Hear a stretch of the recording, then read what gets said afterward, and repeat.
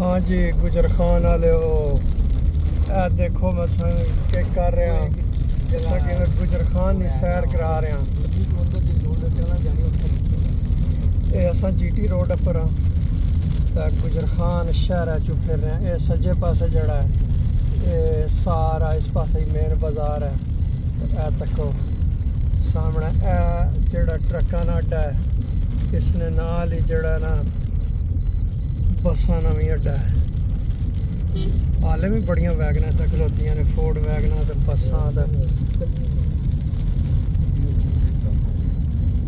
हाँ जी हूँ असा बिल्कुल जड़ा ना मेन बाजार ने सामने गुजर रहे हैं। सबवे शॉपिंग मॉल जड़ा है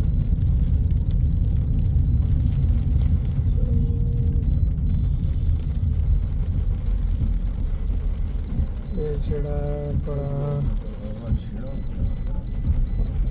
हाले भी देखो ना कलंदरी फाद मोटर्स हाले भी जड़ियाँ ने फोर्ड वैगना गुजर खान चल रही ने। जिन्ना जिन्ना की फोर्ड वैगना याद है वो तो ज़ाहिर है सारे तक है तो बड़े खुश हो क्यों जी राजा साहब। इस जगह तो कोई मार्केट कमेटी होनी सी हूँ पता नहीं था क्या चीज़ है।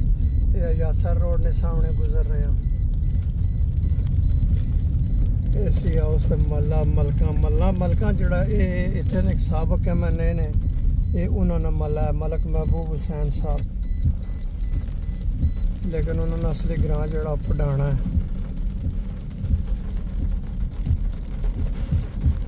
रोड की हालत वाकई जड़ी है ना ये नहीं बन रही है तो टूटी है रोड इस वक्त।